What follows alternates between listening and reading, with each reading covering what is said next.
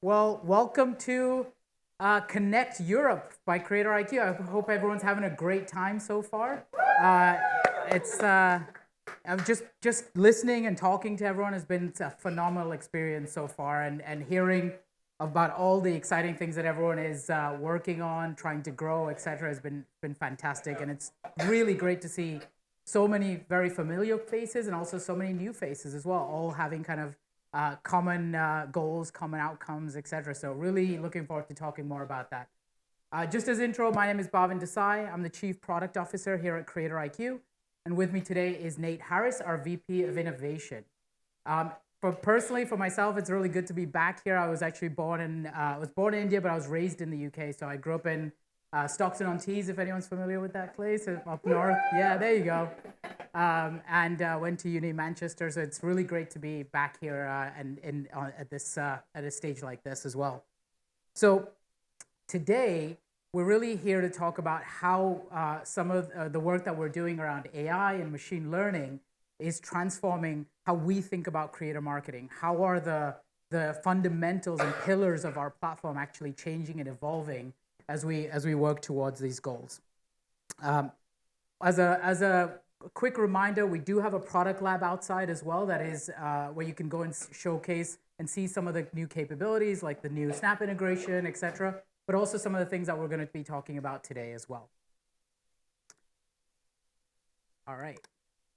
So we've talked a lot about how AI, machine learning, has been a very kind of big buzzword, right? I think for a long time, it's changing how everyone is working, not just in creative marketing, but even on a personal level. It's really having a massive impact.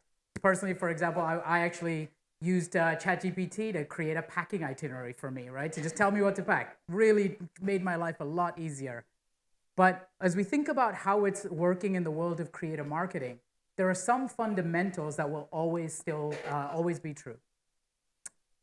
So as we think about creative marketing, one of the things that really differentiates, there are a few of the things that really differentiate it, are really this kind of focus on authenticity as we think about how those relationships with creators continue to grow and evolve. As we think about the communities that our clients and users are building, it's the kind of the core crux of creative marketing, and really what kind of differentiates it from other forms of kind of programmatic marketing as well. Secondly, as we think about respect not just for the people that we work with, but actually about the data that's being collected here, the massive amounts of insights and information that creators and their audiences are sharing and providing here, and how we maintain privacy around that data, how we maintain security around that data, and that is a continuing to be at the forefront of these conversations. And then finally, from a value perspective, how does it actually impact your brand? How it impacts the outcomes that you're driving? Everyone in this room is making this investment not just for fun. There is an actual impact on the business, and how do you convey that? How do you measure that? And how do you continue to improve and grow that as well? So from the Creator IQ side, and this is something that we've consistently heard, even in our most recent feedback sessions with our clients, that there's these, from a fundamental three pillars of creator marketing. It really is about discovery. How do you find new creators? How do you source new creators? How do you grow the creators that you're working with? About campaign management, activating those creators, that outreach process, that the negotiation process. And then from a reporting perspective, how do you measure and convey the value of these programs in a meaningful way, not just within your teams, but from a wider impact to your business, to your market, to your brand. However, today, good discovery is still expensive. Finding those people to work with, right? Finding those ideal needles in a haystack, right, is really difficult, right? To find those people that are aligned with your brand, that are vetted from a brand safety perspective, that you've looked through and said, okay, these people are not going to cause me to appear on the news for a bad reason, right? These things are really, really important, and it takes a lot of time and a lot of effort to do this in a meaningful way. And the scale at which people are trying to do this just is continuing to grow. Then as you move forward, running a really good campaign is still really, really hard. that building that relationship with people, making it personalized, making it feels like that they are hearing from your brand, that there's a person at the other end of this conversation, is really difficult. At the core of it, creator marketing is a human to human business, and people want to continue to have that experience. Creators want to have that experience as well. And then when you get into the reporting, trying to do good reporting is still late in the game, right? It's reactive. It is, by the time you understand how something performed, it's hard to take action against it, right? And it's hard to make it on time and make it tactical and specific to continuing to improve on that outcome. So our perspective, and a lot of what we're going to be talking about today, is that we really believe that good can be better here at every step of this funnel. And it is a funnel, right? In many cases, in order to just find those 10, 20, 50 people that you want to work with, you often have to source 1,000 people, right? By the time you get through vetting and negotiation and messaging and payment terms and contract, it's a big process, right? So we believe every step of this journey can be improved. To kick us off here, I'm going to hand over to Nate to talk about how we are transforming every step of that journey, starting with discovery. Cool. Okay, can you hear me okay? Okay, so let's start where all of us start, at discovering new creators and starting to build those creator relationships. So when we at CreatorIQ understand your desired content aesthetics and your campaign goals and outcomes, we can help you find better creators and safer creators faster. And we're going to talk about a few ways that we've been working on improving the discovery workflow today. Cool. So I want to search for van lifers in the United States. What I don't want to do is input a bunch of hashtags and keywords. I don't want to have to use a bunch of complex and/or Boolean logic. I don't want to have to use negative modifiers, and I definitely don't want to have to pop open the filters and check 100 little boxes. I want to be able to search for creators in the way that I just said. I want it to be like a Google search for creators. And that's what semantic search does. It allows you to just say what you want, and our machine learning and our engine is able to do all that heavy lifting on the back end and return to you great results. So semantic search was first announced at CreatorIQ Connect Los Angeles last year. Happy to say that since then it's gotten way better, and it's available today. So I encourage all of you to head to the Discovery dashboard, pop open the tab, and try out semantic search if you have not already. Great, so you found a few really good creators. You've spent the time vetting them, looking through their content, and you want to find a lot more who make content like that. So enter similar creators. So basically, our system is able to understand a lot of the qualities of the creator content that sits in our platform and the attributes of those creators as well. And so any place where you have influencers present in the platform, you will now see the recommended creators feature. Cool thing, since CreatorIQ Connect Los Angeles, we've expanded recommended creators all throughout the platform. So it's no longer just in Discovery. You can find this now in CRM, in your lists, in your campaigns, and of course still in Discovery as well.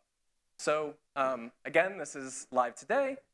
Feel free to either talk to your CSM or check out recommended creators in the platform. Great, so our data shows that a lot of times when you conduct your search in Discovery, the first thing that our customers do is they click on a profile, expands into the content of those creators, or they'll pop out to the social platforms themselves. And what are we doing here? We're actually, what we know is that a search query is actually a pretty lossy way of articulating what you want in a creator. We have to vibe check. creators, right? We need to look at their content. We need to make sure that their aesthetic matches what we're actually looking for. So content first discovery is our way of bringing that content review process directly into CreatorIQ. What our engine will do basically is after you click that refinement step, it'll show a few different options of creators and mood boards for each of them that represent the kind of content that that creator makes. And what you'll be able to do is say, yes, yes, maybe not this one, but yes, this one. We'll take that as input, and we'll be able to use that input to refine our search results to a bunch of creators who make content that share the aesthetic rather than the broad category that you first searched for. Cool. Bhavin, on to you. Thank you. So Nate just talked a lot about how we're thinking about the traditional discovery process and really trying to optimize every step of it. The people that have used things like semantic search, recommended creators, the clients that have been using it, talk to us about the massive amount of time savings that this is really driving, but it's still allowing them to still apply that human element of the step, right? Someone is there and evaluating, are these people a good fit for my brand? And that is still very, very important. As we think about the next step of this journey around, we talk about campaign management, campaign execution, there's a general theme of optimizing outreach, personalization, messaging, right? How do you scale that while still keeping it personalized, right? Today, we can see in our platform, our users are spending hours trying to figure out like the right level of messaging. We have capabilities like templates and other things that make this easier, but it's still complicated. If you're inviting even just 50 creators, right, to your community, it's a complicated process where you don't want it to sound like a straight, mail merge type activity, right? They can see that coming. The creators that want to participate, the creators that are interested in are responding to the more authentic messages, the things that are more relevant to them, where it feels like someone has actually spent some time understanding who they are as a brand, right? Because many creators do see themselves as a brand. So as we think about this approach, we've really taken an idea of not just on personalization, but how do we save time for all of our users to really apply that personalized effort, but take a more of a refining approach. So all the way from, if you think about all the places that you're writing messages, writing campaign briefs, auto-generating campaign briefs that you can then tweak and edit based on the requirements that you're looking for, right? So learning off of the inputs that are being provided to not only auto-generate the briefs, but then actually start looking at the messaging that's being sent out, the email content that's being sent out. And it's really important here as well. The goal is not to, for us at least, is to completely replace the human element here, right? Is to make that job significantly faster and quicker and more of a refinement task than a pure creation task. So as you think about this, even going down to the individual people that you're emailing, being able to not just create that email message, etc., but also personalize it, make it more relevant to them by automatically dropping in content from their content that reflects exactly what this campaign is asking for. It shows that someone has looked at their content and saying they're reaching out for a reason. We think you're a good match for this.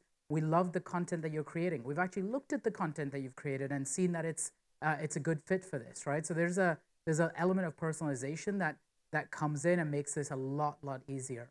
We're working on this at the moment, so we're going to be releasing it in stages over the next few months as we look to automate all of these pieces of campaign management across the platform. Again, all about time saving, but still maintaining that element of humanity here in this and personalization in this outreach.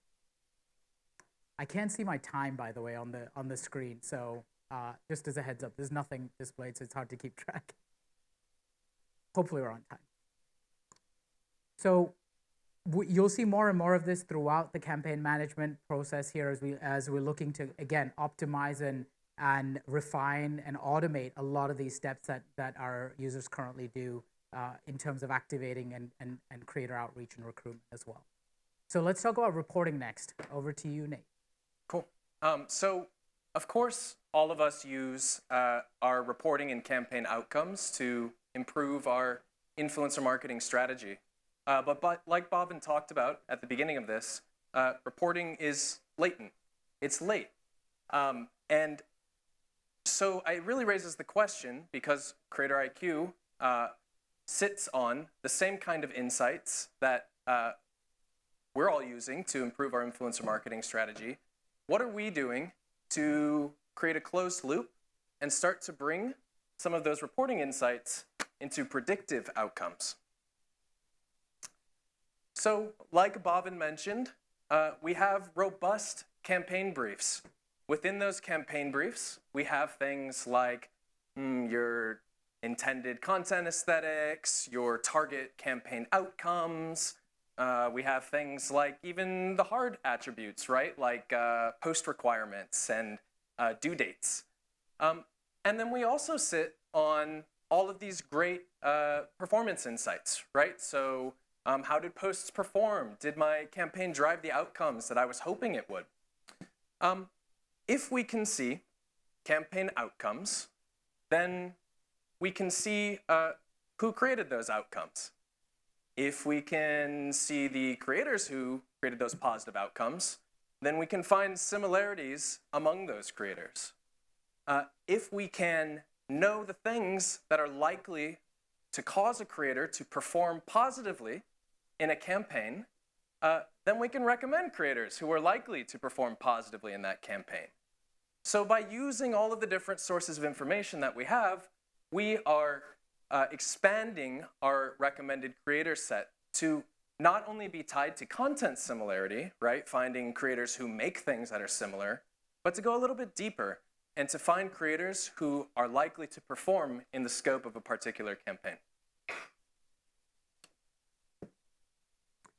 So we talked a lot about the different capabilities, and hopefully you can see that as we're working through the different elements of our platform, every part of our focus here is really around those pillars, right? Around how are we transforming discovery, not just from a wide search capability, but moving more towards a curation process, right? Where you're not starting from scratch every time. You're actually going through and kind of I hate to use the term, but like the Tinder-esque approach to creative vetting, right? And being able to quickly, it's been a while since I've been in that scene, but but that type of experience.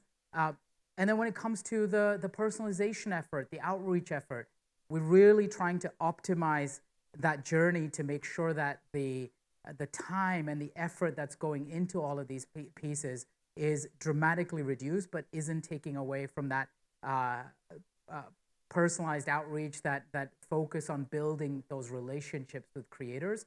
Because I think this is consistently we hear from creators around, they value their authenticity, they value how they work with their audiences, they value how they work with their content, and ultimately how they build their partnerships with the brands that they work with as well. So it's kind of critical to maintain that. And on the reporting side, as Nate mentioned, we have this huge set of data, but it's also important for us to use that in a privacy-friendly, in a secure manner, right? Where we want to be able to power all of these insights, but maintain that respect for the data that creators are sharing with us, right? That's really important to be able to walk that line. But we are leveraging this massive amount of data in a way that we believe is going to be transformative to how you operate and really be a game changer for the scale at which all of you can operate within CreatorIQ. Across all of this, the biggest goal here is these aren't just features that we're thinking about in the platform. This is about us transforming the platform at a very structural level, right? And you'll see this more and more as it's already there in many areas of the platform, but you'll see it more and more over the next few months and over the course of this year as well, where we're building this scale, and we're building this based on everything you all are telling us, right? At the end of the day, everyone in this room is running larger campaigns and more activations than any of us on the stage here, right? And we listen to you and hear your feedback to drive these innovations, and we really appreciate all the time and effort that all of you provide to us as well as we go down this journey. And for us, at the end of all of this, we are building the foundation for what we are calling the modern social marketing suite, right? This is about scale, about having a single source of truth around creators, around content, around activation, around performance, all of it in one place. And that's what we're really driving towards. So my last pitch for the product lab as well, you can go there, learn more about what we're doing here, and see where all of this is taking us, and also look at some of the features that Nate and I already talked about that are already available to everyone. So thank you all for your time, and looking forward to working very closely with all of you. Thank you.